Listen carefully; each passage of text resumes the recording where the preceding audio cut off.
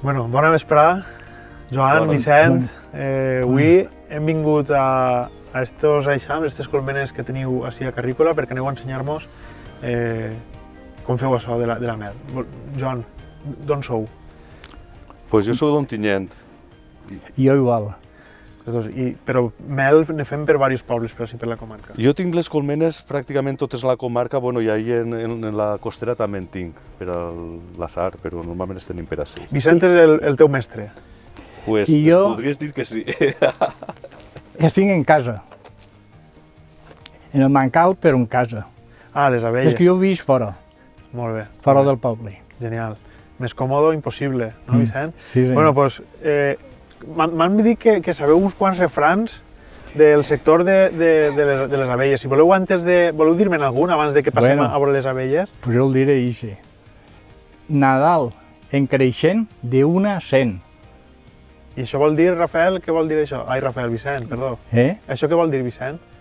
Pues vol dir que és bo per la colmena.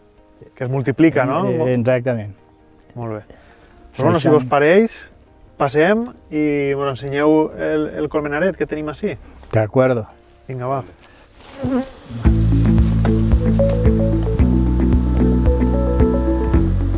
A veure, avui hem vingut a que ens expliqueu la vostra feina, que és la feina de l'apicultura, no? La feina de la recol·lecció de la mel. Joan, tu has après aquest ofici crec que de la mà de Vicent, no? Bueno, jo vaig reprendre l'ofici ja fa uns anys, però la veritat és que Vicent m'ha anat instruint i s'ajudem mútuament un o l'altre, però ell pues, té molta experiència i la veritat és que va bé tenir una persona així que t'ajuda i que et forma. Que el pega algun bonego també en quan. Et fa de pare, no? Sí, en les colmenes, no? Sí. Vicent, què tal es porta el xicot jove? Pues és molt tacanyo, però molt bona persona. I treballant, vull dir, per a vostè serà un orgull, suposo, que n'hi hagi gent que vulgui seguir amb això que vostè, abans quan caminàvem per així, dius, si jo crec que jo vaig néixer dins d'una colmena, no? Sí. Entonces, com és en vostè, ara n'hi ha molt poca pràctica de l'apicultura. Poc perquè entre la barroa, que es fa molt de mal, i el que hi ha, aquest any mateixa és sec i per l'abella és criminal. És criminal. Perquè les abelles, a més de floretes, ara m'ho explicareu, no? Però a més de picar de floretes necessiten aigua, necessiten humitat, no? I si plou, està verd. Les herbes que tenen, el rabanell, la mantellina, tot això, doncs dona. Si està sec, no. Molt bé. Perquè, Joan, una pregunta que serà tonta, però jo desconec el món, i quan es fa mel? Perquè entenc que no tot l'any podem vindre al colmenar a per mel, veritat? Elles arrepleguen nèctar tot l'any, mentre hi haga una flor. El que passa és que quan és primavera tenen també més hores de sol i arrepleguen molt més quantitat i també hi ha més floració. Llavors, diguem que la recollida de la mel sempre és en primavera. A voltes, si plou a finals d'estiu, al mes d'agost, en setembre es pot fer també una extracció. Però depèn més que res, tot l'any, en agost no n'hi ha floració en aquesta zona, però en ple hivern sí, entonces elles sempre, durant tot l'any, arrepleguen nèctar més o menys n'arrepleguen sempre. Pues, claro, quan més quantitat és en primavera. També hi ha puesto que dona més que un altre, que és millor. Que dona més significa que les abelles fan més mel. Exactament. Escoltem molt l'expressió de mel de romer, no? O mel Sí. de melde, entenguem que és que pot haver mels en funció de la flor de la que piquen les abelles, no? Correcte. Quin tipus de mel fan les abelles en estos terrenys nostres de la comarca? Avui estem en un colmenar en Carrícola, però tens colmenes en Ontinyent, no? Tens colmenes Sí. en diversos llocs. Pues així, la zona és més de 1.000 flors. Val. Què vol dir això? Pues que hi ha una flor... Normalment, la mel de 1.000 flors és de 1.000 flors i la de romer és de romer. Per això és la millor. A pesar que és la millor, és que s'arreplega millor. Més neta, que no és de tanta flor, és de romer. O sigui, diguem, és Quan pura, dona el romer. Però és millor o pitjor, Joan? Perquè jo alguna vegada, esmorzant amb tu, hem comentat, no? Però també està bé que hi hagi varietat, no? Cada flor o cada planta entenc que el dona unes propietats a la mel, no? Cada flor té una mel. Cada floreta té una mel. Si n'hi ha de diverses flors, pues la que diem nosaltres de 1.000 flors. Correcte. Per exemple, el romer pues, és bo per fer la digestió, la d'assar, quasi en carrícola s'arreplega mel d'assar, és per a les persones que són nerviosetes. La mel del cepello o el bruc és bona per a la tos, és la millor mel que n'hi ha per tratar la gola. I després pues, n'hi ha altres, el timó és una mel antiinflamatòria, el timó té propietats antiinflamatòries, pues, cada mel, que totes les mels són bones. Queden, com li preguntava abans a Vicent, queden molts pocs apicultors, molt poca gent que es dedica a fer la mel, però crec que fins i tot abans era com el que tenia una miqueta de terreno, un sol, o sigui, crec recordar per alguna conversa que hem tingut tu i jo, Joan, veritat. Abans la mel era algo que es feia en casa, no? Sí. Abans de la industrialització, així era una societat agrícola. Entonces, en moltes cases procuraven autobastir-se de tots. Pues tenien gallines, el qui no tenia cabretes per a llet, i molta gent tenia les seues colmenes.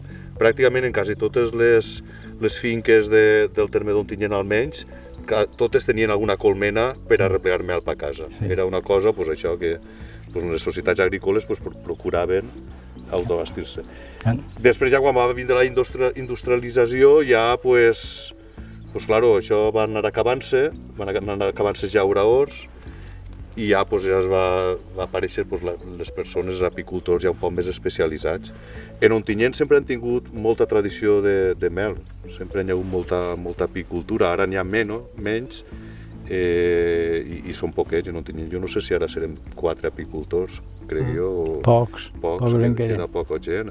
Però desaparegut tot ja. Sí que Ontinyent en el segle XIX tenia molta importància en quant a l'apicultura. Contem-nos una miqueta com és el procés de fer la mel, com comença tot això. Jo ara vull posar així en estos camps uns colmenars, com funciona? Bé, el procés comença omplint les caixes d'abelles. Entonces, n'hi ha caixamenar. Vicent, vostè vol explicar-ho? No, és això. Caixamenar, sí. diu una, agarres la cria i agarres això i en fas una altra.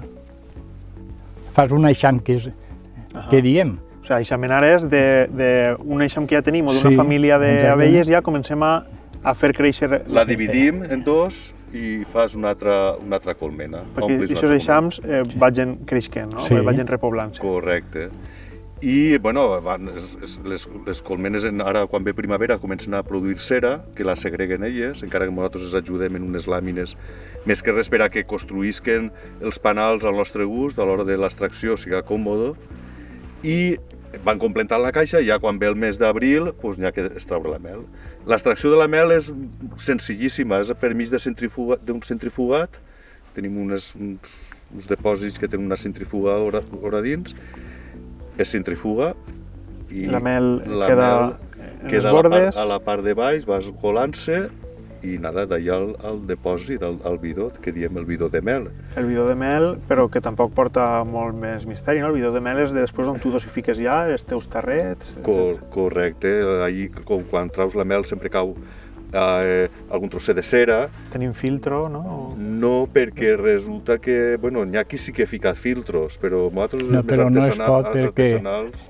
s'ompli. Sí, ens veta. és que tenim així l'apicultura molt artesanal, el que fem és que aquesta cera se'n va sura per damunt de la mel i en una espàtula la lleves i es queda la mel neta. La mel, tot el que té, tot ho tira també. És el que més pesa. I tot el que ha de replega, i com el pol·len i tot això ho tira mel. Una fulleta de pi que caiga, perquè l'extracció la fem en la serra, en el colmenar. Una abelleta que cau quan estàs traient la mel i es mor, doncs Poll. tot va Poll també. el poll de les Tot ho tira larves, dalt. alguna larva que cau, això sura tot damunt i després ho llevem en una espatuleta i es queda la mel neta. I ja la dosifiquem normalment els depòsits tenen el seu grifo i en hivern es gela, com és una mel que no està crua, no li s'ha trencat les partícules de la fructosa, i aquesta fructosa cristal·litza i es qualla. La mel natural normalment en hivern té que estar quallada. Que és el que veiem a casa, no? Que sol quallar-se el pot i Exactament. tenim que calentar-lo una miqueta si vulguem agarrar-lo amb més facilitat. Sí, El procés és molt fàcil. Com es trau també, com es fa aquest procés? En el colmenar muntem una tenda de campanya gran, allí dins està la persona que s'encarrega de centrifugar els panals i això, traiem els panals de la colmena, els portem a ell i allí dins de la tenda de campanya, això es fa per a que les abelles no es fiquen a molestar. Desopercula el panal, què vol dir això? Els panals, les abelles van omplint-los de nèctar i aquest nèctar té molta aigua. Entonces elles fan calor i quan aquest nèctar té el 19% o el 18 o el 16% d'aigua, entonces ja veuen que aquesta mel no es pot fer roïn, no es fa roïn, i entonces la operculen, és a dir, en una capeta de cera tapen la celdilla.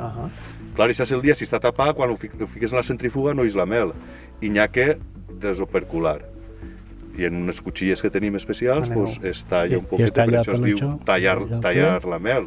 Es talla un poquetet, es lleva l'opèrcul i es centrifuga. Una vegada l'hem centrifugat, ja és envasar-la. Ja està. Esperes uns dies a que sure tots els trossets de cera i això. Això en quant a la comercialització, però ara vindrà l'època d'estiu i n'hi haurà que mantindre, entenc, els eixams, no? Com funciona un poc després de la primavera de la floració i l'extracció de la mel, que heu dit que feu més o menys per abril.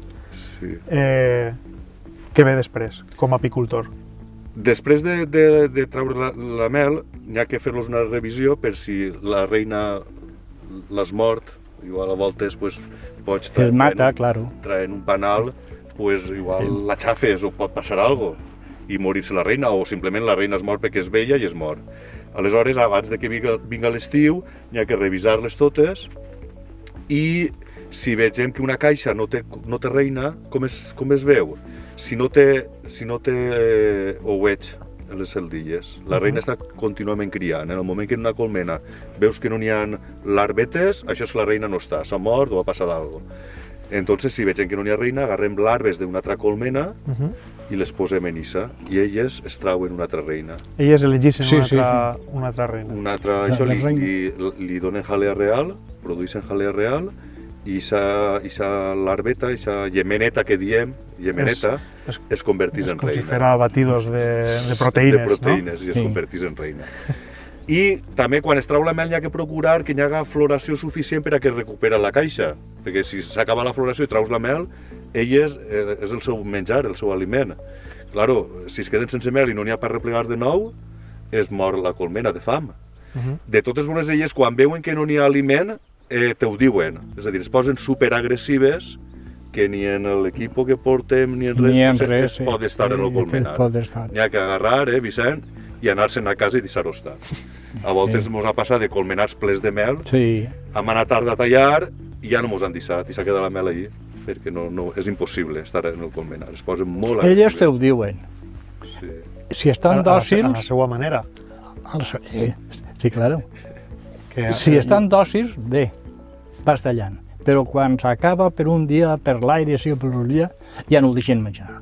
I entonces te se vingen. Si ve un hivern molt cru, que es posa a ploure o a fer molt de fred i no ixen, en moltes ocasions les alimentem. per ajudar-les a sobreviure aquest hivern més dur, no? Claro. No és molt corrent, però normalment algun any o alguna colmena que està fluixeta pues es poses una bolseta de mel per a que aguanten l'hivern. I en estiu també és un moment dur per a elles? Sí. Si l'estiu és dur, sí. Per la calor, perquè necessiten De juliol hidratar-se per també? acabant és dur. Juliol, agost i setembre és molt mal, pa colmena. No hi ha res. Si es comença a ploure, entonces, hi ha la brossa, el treball que diem i tot això, ja hi ha. Però si no plou, enguany mateix ja serà un any Molt roïn. criminal. Elles dins la colmena sempre mantenen la mateixa temperatura. Sí. És a dir, que encara que fora fa calor i la colmena escalfa, elles dins ventilen. Claro, si pilla una colmena que té poc ogen, que diem nosaltres a les abelles gen, pues no poden ventilar bé i entonces, perquè no tenen suficient aletes, entonces la colmena escalfa molt i ho passen mal, però és una colmena normal, elles ventilen i refresquen la colmena i en hivern la calfen.